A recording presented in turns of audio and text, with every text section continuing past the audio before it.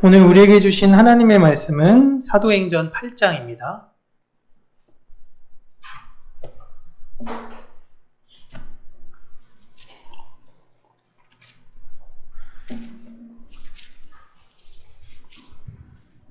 사도행전 8장 1절에서 8절.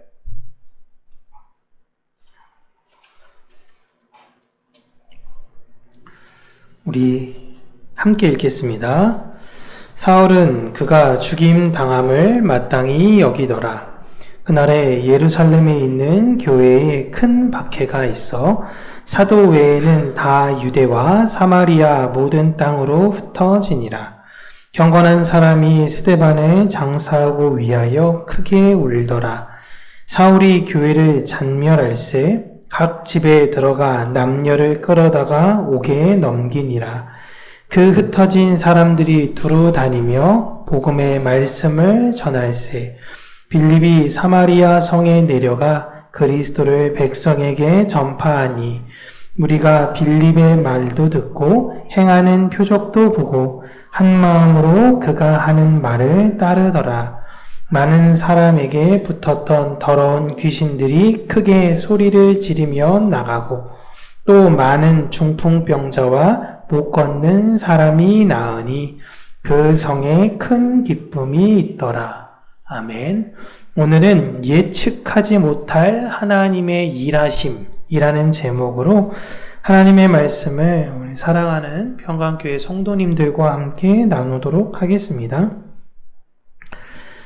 스데반 집사님께서 유대인들에 의해 죽임을 당하신 후 이제 본격적으로 유대인들은 교회를 탄압하기 시작합니다. 지금도 우리가 흔히 보고 있는 종교 전쟁에 관한 모습이죠. 이스라엘과 이란의 싸움도 사실 그 맥락이 다 있기도 합니다. 물론 그 안에 있어서는 어떤 정치적 이해 권력에 관련된 내용도 있지만 그들이 이용하고자 했던 핵심도 바로 종교예요. 지금 이렇게 어려움을 겪고 있는 상황 속에 교회의 리더들은 도대체 무엇을 했는가 라는 걸 보면 자신들을 지키기 위해서 교회의 사람들을 동원하지 않았습니다. 도리어 사람들을 근처 다른 곳으로 피신을 시켜요. 그리고 리더들, 사도들은 예루살렘에 남아 있었습니다. 어차피 죽으면 천국 가는 것 아닙니까?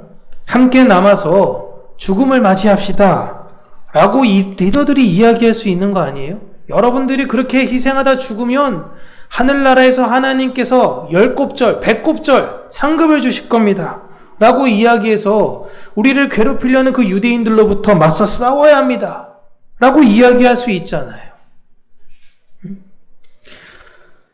이슬람 사람들이 흔히 말해서 지하드, 성전을 일으킨 다음에 젊은 이들로 하여금 자살 테러를 종용합니다. 자살 테러를 했을 때 그들에게 주어지는 상급에 대해서 이야기를 하죠. 그걸 10대와 20대의 젊은 이들은 진짜로 믿는 거예요. 어렸을 때부터 계속 그 얘기 들어서요. 그렇게 죽으면 진짜로 내가 이렇게 찌질하고 가난하고 어려운 이런 모든 상황에서 내가 부자가 될 수 없는데 나에게 그 모든 것들이 주어진다고 하니 기꺼이 내가 죽겠습니다 라고 하고 다 뛰어드는 겁니다. 그렇게 좋은 거면 종교 지도자들이랑 부자부터 하세요. 안 하잖아요. 교회의 리더들은 교회의 믿음이 어린 사람들을 독려해서 우리가 함께 죽음으로 불사항전을 하자라는 이야기를 하지 않습니다. 여러분, 예수님을 하나님으로 믿었다라고 이야기하여서 갑자기 믿음이 어린 사람들이 엄청난 용기가 생기는 게 아닐 수 있어요. 물론 그렇게 생기시는 분들도 있습니다. 그러나 이걸 보편의 관점으로 보시면 안 돼요. 그런 사람들을 리더들은 충분히 이해합니다. 그리고 도리어 함께 있겠다. 우리도 그러면 사도들과 함께 있어서 함께 죽겠습니다. 그 고난을 감당하겠습니다. 라는 사람들이 있어도 그들을 주변 다른 곳으로 피신을 시켜요. 그렇게 교회는 소수의 사람들만 남고 뿔뿔이 흩어지게 되었고, 남은 자들, 경건한 자들 이야기하는데 그 교회 리더급들이죠. 그분들이 스데반 집사님의 시신을 가져다가 장사를 지냅니다. 그리고 그들은 이것을 피해 복수로 응징하리라 라고 하지 않습니다. 그냥 울어요. 왜? 너무너무 좋았던 사람이 너무너무 이렇게 빨리 간 것. 왜 하나님 이렇게 말씀도 잘 증거하고 능력도 탁월한 분이 아니 그러지 않은 사람 천지에 널렸는데 그런 사람들 데려가는 게 아니라 왜 이런 분들 먼저 데려가시나요? 하나님 도대체 계획이 무엇인가요? 예측하지는 못하겠죠. 하지만 그동안 있었던 정이 있기에 울지 않을 수가 없어요. 제가 옛날에 장례식에 갈 때 부교육자 때 꽤나 모진 이야기를 들었습니다. 아버지를 여인 제 교회 청년이었는데요. 청년이 아버지가 돌아가시고 물론 그 청년의 나이가 좀 있었어요. 막 오열을 하죠. 장례식장에서. 오열을 막 하니까 권사님 몇 분이 이제 따로 데리고 가더니 아버지 천국 가시는 건데 그렇게 슬프게 울면 안 돼 라고 이야기하는 거예요. 제가 진짜 깜짝 놀랐어요. 아니 남의 일이라고 그게 내가 겪으면 그게 되나? 나 아버지가 돌아가셨는데 그럼 내 애가 죽어봐. 근데 가서 막 엄마가 울어. 가서 얘기해. 아이 권사님 어차피 하나님 나라 갔을 텐데 그렇게 우시면 안 돼요. 제가 진짜 너무 깜짝 놀랐어요. 여러분 그런 거 아니에요. 같이 옆에서 더 울어줘야 돼요. 실제로 내가 사랑하는 사람의 부모님이 죽었다면 어떻게 눈물이 안 납니까? 교회의 사도들, 경건한 사람들, 리더들은요, 우리 스데반 집사님의 죽음 앞에서 그저 울었습니다. 우리가 힘이 없고 나약하니 이렇게 당하는구나 라고 교회는 생각하지 않았어요. 그렇게 모두가 도망간 상황에서 리더십이 있었던 빌립 집사님도 피난을 시켰습니다. 교회가 사도들이 어느 정도였냐면 헬라파 유대인으로 있었던 빌립 집사님 7명으로 세워진 분도 어려움이 생길 수 있으니 우리는 죽을 수 있으나 당신들이 복음을 계속 전하셔야 합니다. 빨리 피하십시오. 라고 갔어요. 빌립 집사님이 쉽게 가셨겠냐고요. 안 가셨죠. 하지만 갔습니다. 박해와 어려움 속에 있는 모든 리스크들은 다 리더들인 사도들이 지겠다라는 것입니다. 미국 또 이게 교회에서 이번에 총기 사건 또 났었죠? 모르시나요? 총기 사건 났는데 이번에는 밖에서 막 총을 쏜 걸 교회 예배에 늦게 참석한 성도가 차로 갔다 그 사람을 그다 박아가지고 그 사람이 죽었어요. 근데 제가 깜짝 놀란 게요. 미국은 교회의 안전을 담당하는 분들이 있어서 누가 총을 들고 오면 보안팀이 가서 맞서 총격으로 싸우더라고요. 미국은 스케일이 틀려. 막 총으로 그 사람들과 테러를 하고서 막 그런 상황이긴 한데, 참, 어떻게 하다 이렇게 됐나? 라는 생각이 들긴 합니다. 여러분, 빌립 집사님도 리더십이에요, 리더십. 그런 사도들이 그를 내보냈습니다. 너희들은 예수님의 복음을 다른 곳으로 더 많이 전하셔야 한다라는 의미예요. 그렇게 빌립 집사님이 선택했던 장소는 놀랍게도 사마리아였습니다. 사마리아는 유대인들이 절대 밟지 않는 땅이에요. 근데 그 장소를 빌립 집사님을 선택하셨어요.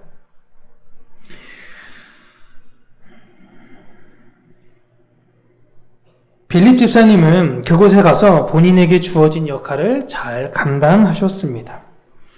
여러분, 하나님의 백성들은 어느 장소에 간다고 해서 변화되는 게 아니에요.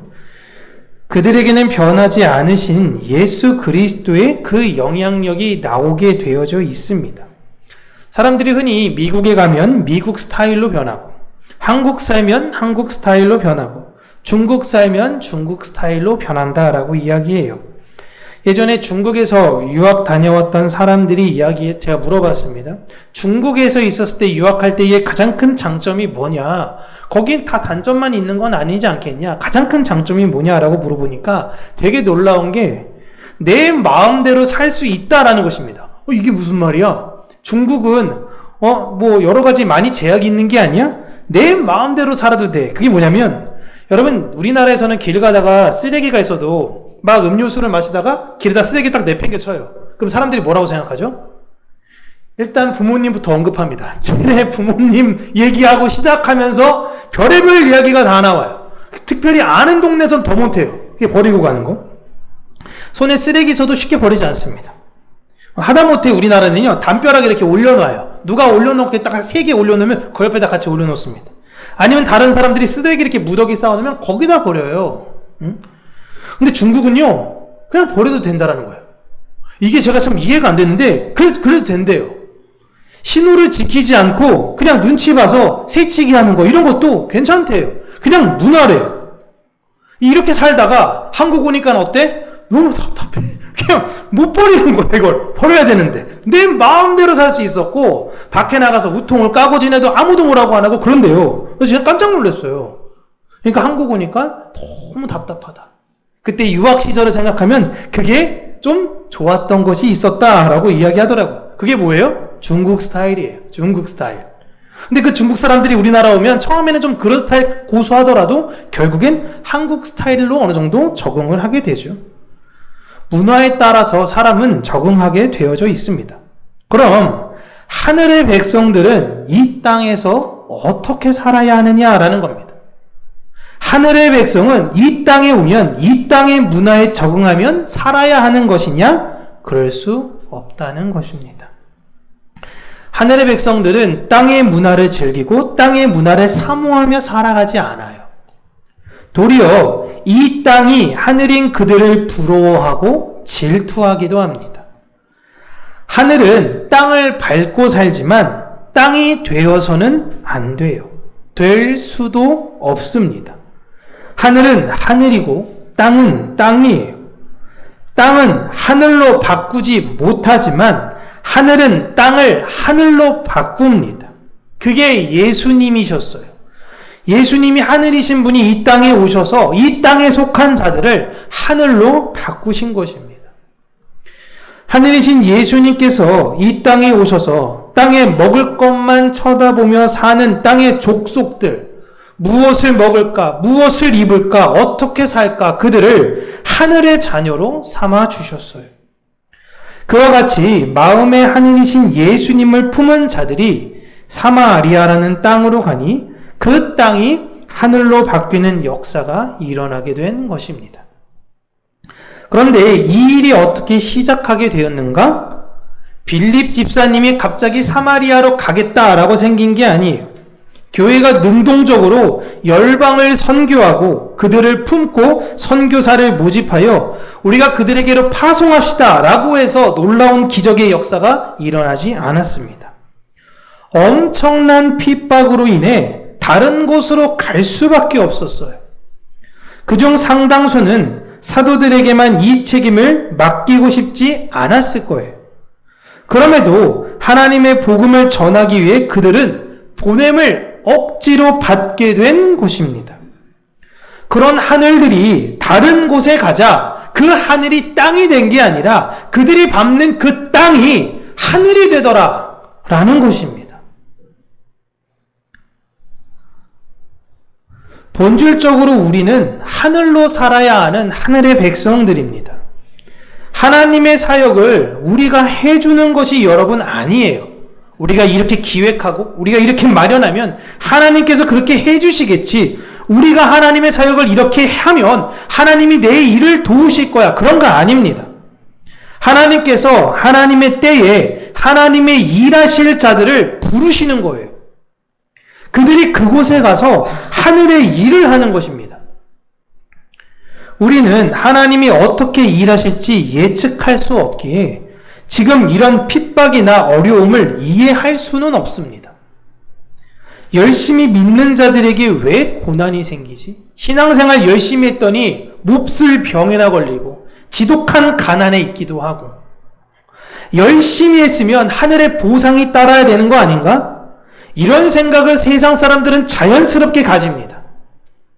그러나 성도는요, 기억하셔야 되는 게 하나님의 일을 해주는 사람들이 아니에요. 하나님께서 우리를 통해 하나님이 일을 하신다라는 것을 믿는 사람들입니다. 이거는 완전히 달라요. 똑같이 하는 것 같아 보이는데 완전히 달라요. 하나님의 일하심을 우리가 어떻게 예측합니까? 그건 하나님이 아니에요. 아브라함이 이삭을 바치라는 하나님의 명령을 들었을 때에 이삭이 어떻게 될지 어떻게 예측합니까? 칼로 얘를 이렇게 여러분 번제로 드리라 라고 이야기하면요 각을 떠야 돼요. 각이 뭡니까? 팔다리를 다 잘라야 돼요. 내 아들을 팔다리를 잘라서 드리래요. 속에 있는 내장은 다 빼고 겉에 있는 사지 빼고 그 이 몸통만 하나님께 드리래요. 그걸 어떻게 할 수 있어요? 여러분 하실 수 있어요? 일단 남성분들만. 이게 말씀드렸죠? 아브라함이 사라에게 이야기하지 않고 갔다고. 사라에게 이야기했으면 여러분 멱살 잡힙니다. 진짜 큰일 나요. 안 돼. 엄마들은 이해 안 돼. 아빠들 이거 가능하냐고요. 응? 그러니까 엄마들 말고요. 아빠들 가능하냐라는 거야. 아빠들. 응?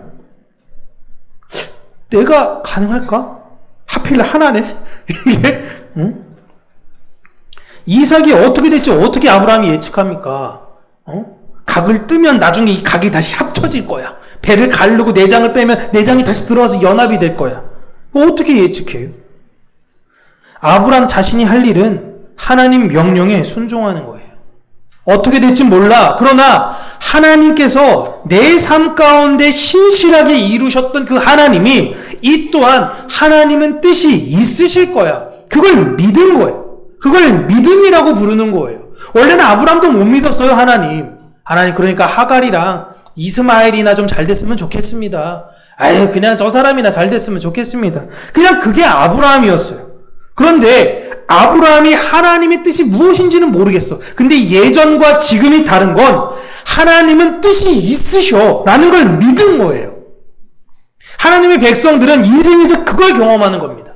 하나님 못 믿겠어. 불안해, 무서워. 그랬는데 일하셨던 하나님의 지난 날의 경험함으로 나에게 이러한 어려움이 있을 때에 하나님이 이것 또한 극복하시겠구나 라는 걸 믿는 거예요. 왜 이런 핍박이 있는지 사도도 모르고요. 교회도 몰라요. 갑자기 집에다 들이닥쳐가지고 너 예수 믿어? 네, 전 예수 믿습니다. 그냥 다 끌고 가는 겁니다. 머리채 끌어 잡히기도 하고 애는 막 집에서 울고 있고 엄마 아빠 끌려가고 있고. 그런데 사도들은 이 모든 어려움은 다 우리가 책임지기로 하고 믿음이 아직 자라나지 않는 분들을 빨리 피신하도록 권유했어요. 왜 이런 일이 일어나는지 전혀 예측할 수 없어요. 당시로서는 전혀 예측할 수 없어요. 그러나 돌이켜보니 하나님이 이렇게 하시기 위해서 일하신 거였구나 라는 걸 알게 된 것입니다. 크리스찬은요, 내가 내 뜻대로 내가 원하는 대로 뭔가를 하겠다라고 주장할 수 없는 자들이에요. 왜냐하면 예수님이 먼저 그렇게 사셨고 예수님은 이 땅에 하나님으로 사셨지만 하나님의 권세와 능력을 보이시는 것이 아니라 철저하게 하나님께 순종하며 사셨기 때문입니다.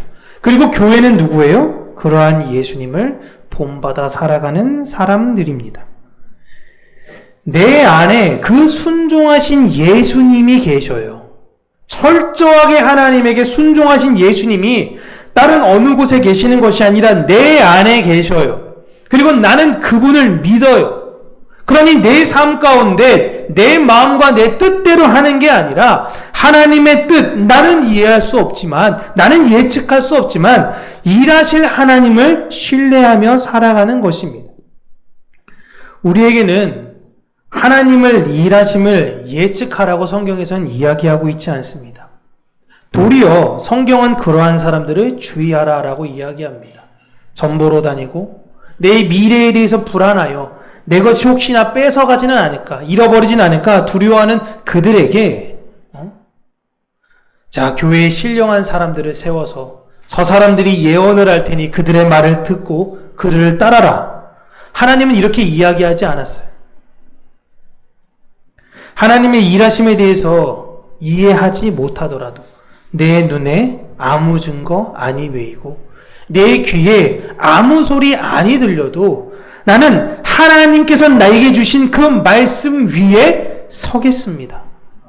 하나님께서 나를 궁극적으로 선하신 길로 인도하실 걸 믿습니다. 라는 순종할 수 있는 믿음이 있는 자들이 바로 교회인 것입니다. 저는 우리 평강교회가 그 믿음의 반석 위에 바로 서는 교회가 되기를 원하고, 내가 원하는 대로 내 뜻대로 하나님을 이용하고 내 계획대로 하나님에 맞춰가는 것이 아니라 하나님이 계획하심과 일하심을 신뢰하며 그분의 믿으며 따라가는 성도님들이 되시기를 주님의 이름으로 축복합니다. 기도하겠습니다.